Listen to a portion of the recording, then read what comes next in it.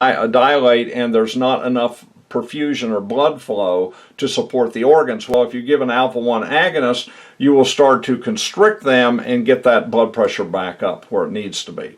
On the other hand, if a patient has too much blood pressure all the time, if they're hypertensive, we can give them an alpha-1 blocker that will ease their hypertension. Okay, here's another effect of alpha-1 on the pupils, to dilate or increase the size of the pupil. And remember that it will constrict those ciliary muscles, but when you constrict the muscle, the pupil opens up. And also that's another effect from alpha-1. Now, again, we talked about alpha-1 constricting the flow of blood, particularly from the periphery, because we don't really need blood flowing to the periphery. We want to send it inside to the vital organs because we're under a lot of stress. You'll also get that goosebump effect, and you will also see diaphoresis or sweating. And the sweating will help cool us down. We're under stress. We see the bear in the woods. We're running, and so we need to cool ourselves down, and we do that partially through the diaphoresis. Okay. On the GI sphincters, it will constrict those sphincters and slow down the digestive process, and also slow down the secretion of GI compounds. Okay. Now, at the level of the urinary bladder, you can see that we can use alpha-1 receptors or alpha-1 blockers. We can block alpha-1, and this will decrease the tone in the smooth muscle of the bladder neck and improve the urinary flow. Okay? And a good example of that would be tamsulosin, which is used to target the alpha-1 receptors in the prostate, and it will block them from getting epinephrine stimulation. Okay, and when it blocks them, it allows that area to relax and to help increase urine flow. Okay. Also, alpha-1 has the effect of increasing the erectile tissue in males, in the penis, and also it will lead to contractions of the uterus in females, and this could cause a miscarriage or premature delivery. So it's definitely a risk for that event. Okay, now next. And again, ladies and gentlemen, all we are just looking at different cells, different parts of the body that respond to norepinephrine and epinephrine via an alpha-1 receptor. These will be cells that have their receptors alpha-1. We're going to talk about alpha-2, beta-1, and beta-2 in just a moment. Now, the alpha-1 cells in the liver, we will stimulate the liver to produce more new sugar, that's neogenesis, and also break down the stored glycogen. Okay, and you can read about how that occurs. Now, let's look at alpha-2. We've talked about alpha-1. Let's look at alpha-2. And the main action of alpha-2, as we mentioned, is to kind of shut this system down. It's to inhibit further release of norepinephrine. So alpha-2 has we've had the stress response. We've spewed out the norepinephrine and the epinephrine. Now it's going to start feeding back to hit the alpha-2 receptors, and we'll show you where that is. And this will and we'll show you how this takes effect. Okay. And this is a great cell that shows you this. This is a noradrenergic neuron, okay? And an example of a noradrenergic neuron would be the splanchnic nerve coming down here, because remember, it's carrying norepinephrine. Okay, now, notice that alpha-2, the end of this receptor, the end of this neuron, has receptors for alpha-2. And so if the alpha-2 receptors are stimulated, it will block the release of the further release of norepinephrine, and it will begin to slow this whole thing down. Because if we didn't have this, that you would get into stress and you would just stay in stress. There would be nothing to turn it off. And this is why we call it presynaptic. This is a synapse here where we go either from a nerve to a nerve or from a nerve to a muscle. And this is the presynaptic, and that's the postsynaptic. And of course, what we do with the alpha 2 receptors are on the presynaptic, and they will block the release. Right in there are little vesicles. This is the terminal of a neuron. It's the terminal of a. And let me just show you that from your neural system. Here is a neuron, okay, and you could look at it like this. That's the way this thing is drawn. And in this case, this is a cholinergic neuron secreting acetylcholine, but let's assume that this is epinephrine here. It's the same thing, and you have the tissues over here, or the cells that it responds to. Well, what happens is we will block the release of, and again, in your mind's eye, imagine those are vesicles full of epinephrine. The alpha 2 receptors are right here at the end of the terminal, and they will block so that nothing is released from that neuron. So we turn off that signaling, okay? And a good example of this is clonidine, which is an alpha 2 compound, alpha 2 medication, and it will treat hypertension because it blocks the release of the further release of norepinephrine. And remember, norepinephrine will raise your blood pressure. It will raise your heart rate, your heart contractility, and therefore and it will constrict, and therefore raise your blood pressure. Well, this compound is an agonist of alpha 2, and it will block the further release of norepinephrine and help you reduce your hypertension in that way. Okay, here's some other effects of alpha 2. Again, it continues to give you plenty of glucose in the blood, and it will also break down adipose tissue. Okay. Or it will block the breakdown of adipose tissue and results in inhibition of lipolysis. And lipolysis just means breaking lipids. And so it will the alpha 2 receptors on adipose tissue, when they're stimulated, we will block the breakdown of those fat stores. Okay, now alpha 2 will also stimulate blood clotting.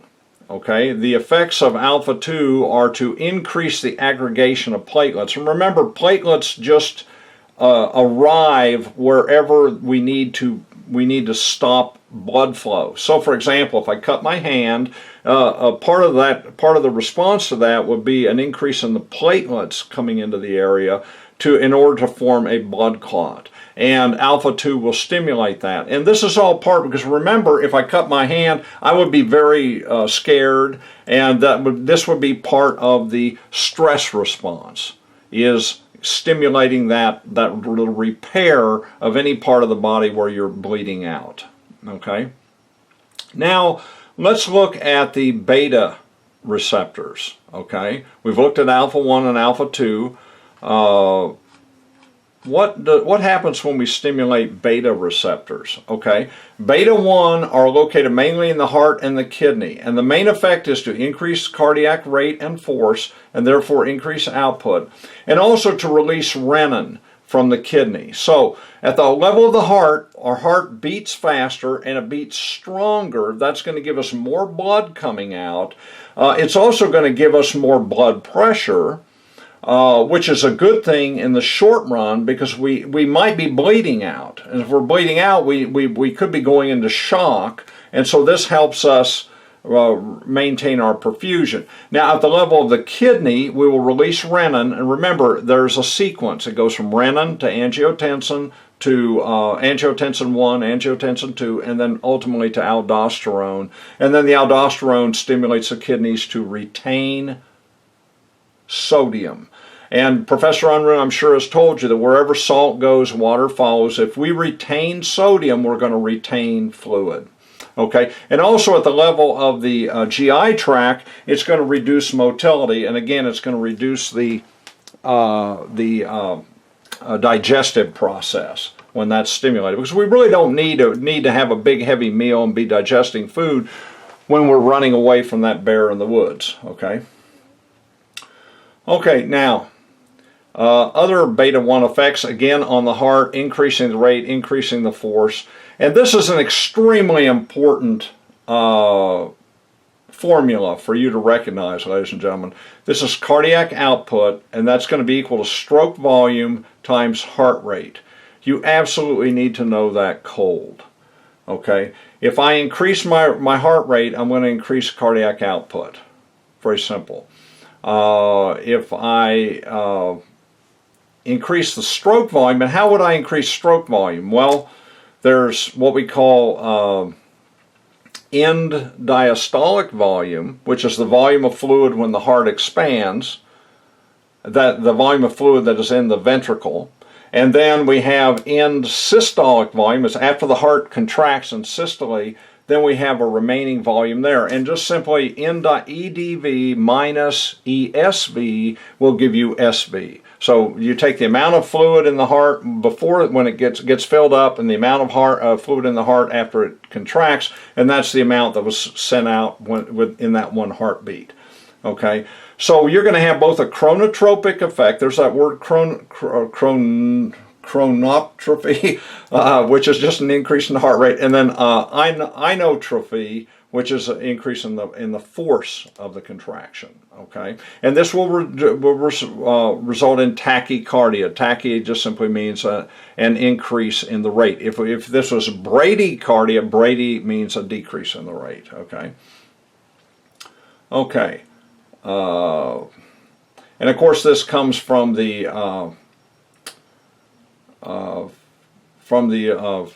what's called the sinus, the sinus node in the upper right atrium, which is kind of the main pacemaker for the heart. And basically, when epinephrine hits those beta 1 receptors, it will just tell that sinus node to keep beating faster and faster and faster. Okay. And then it will tell the AV node, which is between the atrium and the ventricle. You go from the sinus node down to the AV node, and we'll speed it up, speed up sending this signal throughout the rest of the heart tissue. Okay. Now at the level of the kidney, the beta 1 the kidney has renin or beta 1 receptors, and when the epinephrine and norepinephrine hit those receptors, you're going to have a release of renin. And this kind of describes when renin is released into the blood, it will go into angiotensin 1, which will be converted by ACE. By angiotensin converting enzyme into angiotensin 2. Okay, and angiotensin 2 will constrict the blood vessels. It will make them tense, but it will also go back to the cortex of the adrenals, which will release aldosterone. So also from this same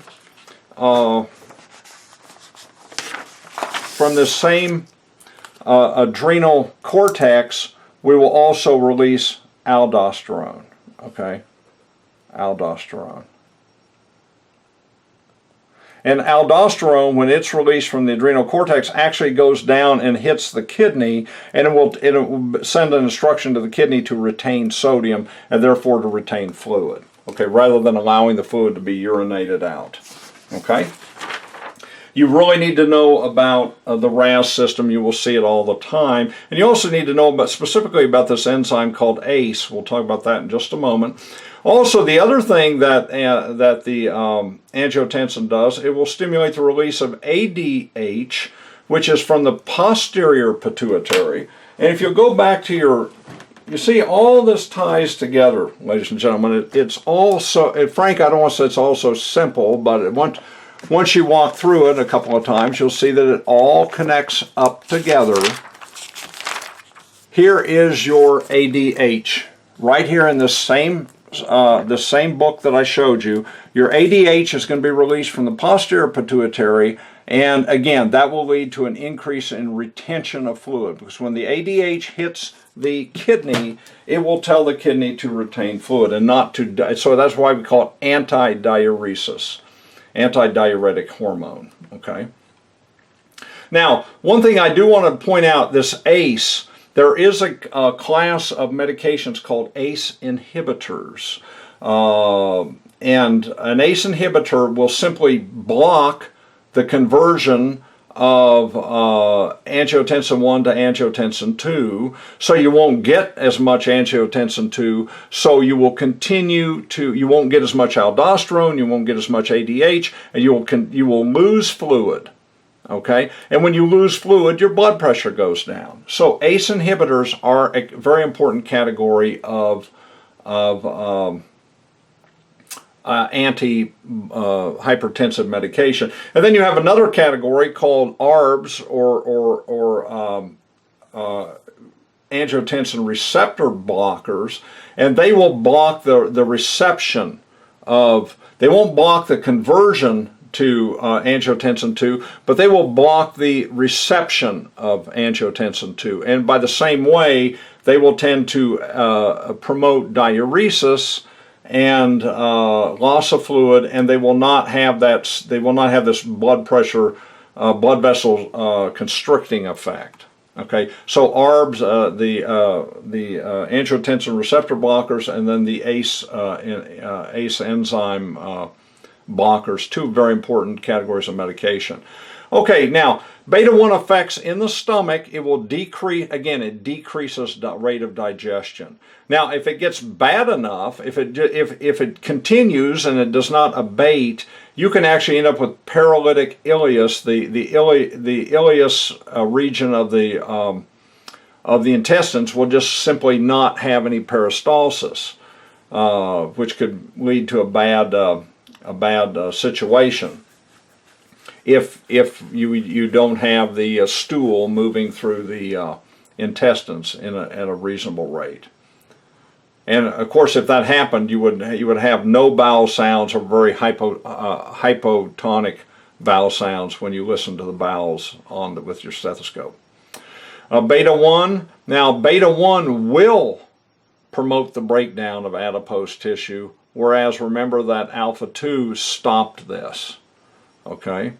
And why would we break down adipose tissue? Again, so that ultimately we would have more glucose available, or we'd have more energy. Fat is a very dense form of storage of carbohydrate, and when we break down fat, we can then use that as like we would use glucose as an input to make ATP. Okay, beta-2. Beta-2 is located on the bronchioles. And beta-2 will relax the bronchioles, relax the arteries of the main vital organs, and on down the line. Again, it will stimulate the release of glycogen and the release of new sugar from the liver, etc. Okay. Very important to note here, the beta-2 will inhibit the release of histamine. Now, if you do that, what happens is you can begin to impair the immune response. And as you study the immune response, keep that in mind. Okay. And again, all of this, you just have to read it through, study it in your book, and then you'll be familiar with all the different effects of the different types of receptors. Okay, beta-2 effects, you can always think beta-2 lungs, because you have two lungs. Beta-1 heart is kind of a little guideline people use. If you stimulate the beta-2 receptors of the airway system, you're going to dilate the bronchioles, open it up so you can get more air in, and you're also going to be breathing deeper and faster, and that will allow you to exchange carbon dioxide for oxygen and have plenty of fresh oxygen available to help you run away from that bear in the woods. And this is why we use beta-2 agonists to treat asthma. And there's two basic categories. One is what we call a SABA, or a short-acting beta agonist, like albuterol, or you can have what's called a long-acting beta agonist, or LABA. But whichever one, the effect of that will tend to be to dilate the bronchioles to make it easier for somebody with asthma to get the air in and out of their lungs. Okay? Notice that these very important vital organs of the heart, the brain, and the liver, these arteries are going to be dilated by beta 2. Now, the overall effect of the stress response is going to be to constrict blood vessels, especially in the periphery, but beta 2 will open up certain vessels that are very, very important for those vital organs. Okay? Beta 2 effects on skeletal muscles. This is that kind of that Superman or Superwoman effect. You've heard of the lady that weighs 90 pounds, but she was able to pick the car off of her when the car started to run over her child, for example. The beta 2 gives us a lot of short-term strength. Okay? And also to break down the glucose that is stored in the skeletal muscles. Beta 2 effects on the bladder. Beta 2 effects will relax those uterine contractions that we talked about. And beta 2 agonist drugs may be used to suppress the uterine contractions. And you'll get into more of that, of course, when you study pharmacology. The beta 2 effects on the liver, again, to increase massively the amount, it breaks down that stored glycogen, and it stimulates the liver to make new glucose. The end effect is dramatic increase in blood glucose. Stimulates effects on the pancreas, on mast cells. You will study this in your immune response and your inflammatory response. If I inhibit the release of histamine, I'm going to go a long ways towards suppressing the inflammatory response. Histamine has a very potent effect on the inflammatory effect. As you know, mast cells will secrete histamine, they'll secrete chemotaxic factors, they'll secrete arachidonic acid and other compounds. They're very important for the inflammatory response. But when we get a beta 2 stimulus, we will tend to stabilize that membrane so that the cell does not release as much histamine.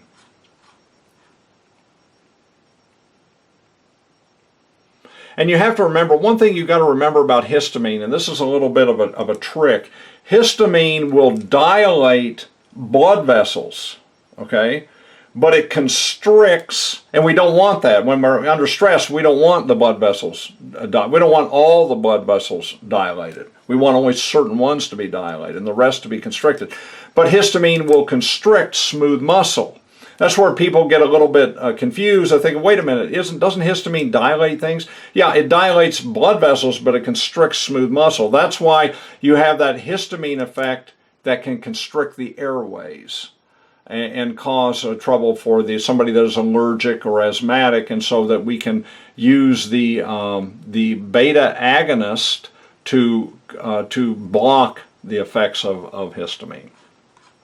Okay, we'll just keep going here. Beta 3, the effects of beta 3 is basically all you need to know is just lipolysis, breakdown of fats. We don't go into a lot of detail on that in this course. Okay, now just kind of a refresher, and this is a really good thing to come back to. The cells in the adrenal medulla will synthesize and secrete epinephrine and norepinephrine. In humans, roughly 80% of the catecholamine output is epinephrine. And following the release into blood, these hormones will bind to adrenergic receptors on target cells. So let's just go back and refresh our memory about this. Here's the norepinephrine that was released in the alarm stage. It is a neurotransmitter. It will go down the splanchnic nerve, down to the adrenal medulla, and it will release the epinephrine. And the norepinephrine and the epinephrine will bind to adrenergic receptors on target cells. It will bind to those receptors on the target cells, and they will make the cell do something. And we call them adrenergic because they relate to the adrenal gland. Okay, and this is the same effect as a stimulus of the sympathetic nervous system. That's why we call this an SNS response. Okay. All right. Now, and remember that epinephrine and epinephrine and norepinephrine have affinities for the alpha-1 and alpha-2. Now, norepinephrine is a little bit more for alpha, and epinephrine covers them all. Okay. Now, norepinephrine or noradrenaline activates mainly the alpha receptors. Okay. Alpha-1, alpha-2. But it also has some effect on beta-1 and beta-3, a little, but not as much as epinephrine. And this is just a review of the effects when norepinephrine hits the alpha-1 receptors, when it hits the alpha-2 receptors, when it hits the beta-1 and the beta-3.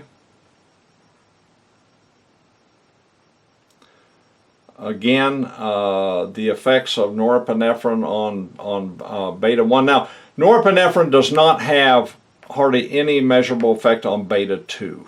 Okay, that's something for you to remember. So norepinephrine is going to be alpha-1, alpha-2, and to a certain extent beta-1, but not beta-2. The effects of beta-2 are primarily through epinephrine. Okay, important to know. Now here's epinephrine. And the epinephrine activates the beta receptors, beta-1, beta-2. You can see the effects there.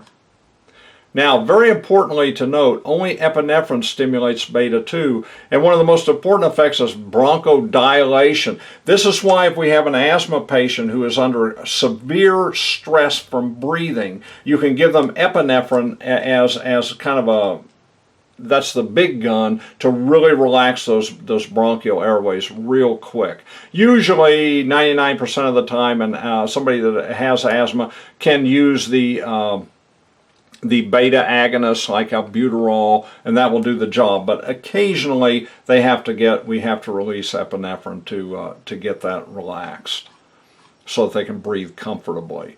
Again, the effects of alpha-1, alpha-2 receptors.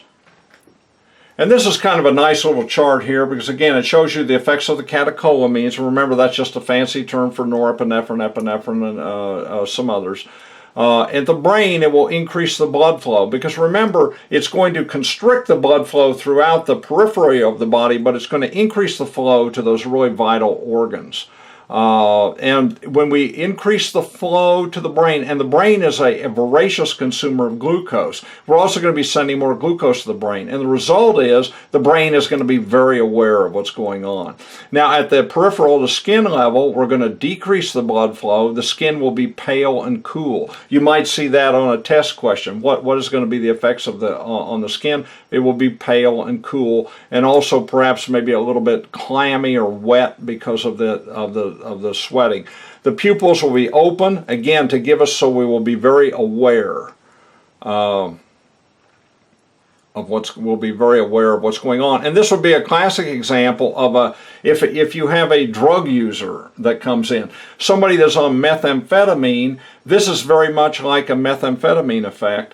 They're going to come in with their eyes wide, they're very dilated, they'll be very hyper, etc. Whereas somebody is a heroin abuser, they're going to come in with a very low rate of breathing. Their pupils will be very constricted, and they will not be alert at all. In fact, they almost might be comatose. What are the effects on the cardiovascular system? Again, you can read those. We talked about it will increase your heart rate, your blood pressure, cardiac output. What's the effects on the lungs? Will increase the respiration rate. We will dilate the bronchus. And the reason for that, again, ladies and gentlemen, why would you do this? To give you more strength, more action, because you have been scared. You are facing that bear in the woods that could really injure you if you don't have a really good response. Okay, now, what are the acid and base changes? Okay. We will decrease the blood flow to the alpha and beta effects, and we'll decrease the blood flow to the lungs and increase the respirations.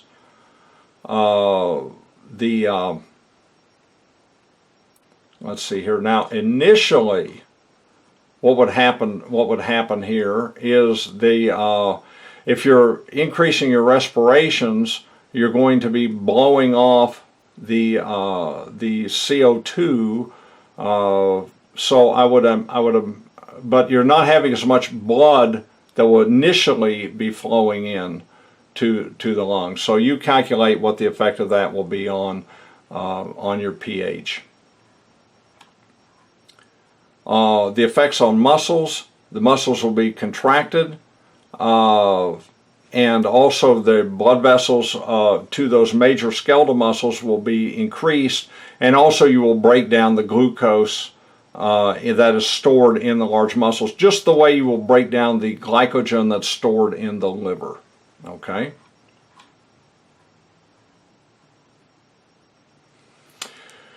And in the liver, we're going to increase the output of glucose by glycogenolysis and by gluconeogenesis. And notice, Professor Unruh says that increased blood sugar or hyperglycemia is the hallmark of stress response, because all of these effects are to increase the output of glucose. Remember what we do here.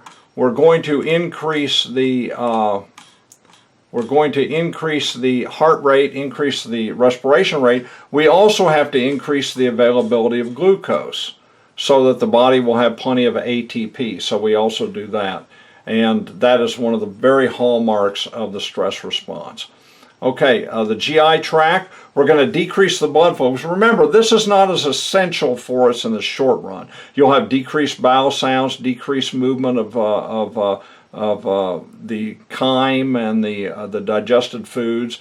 In the GU tract, the urinary tract, you're going to have decreased urine output, okay, and an increased release of renin, which again will cut off the urination and help us retain fluid.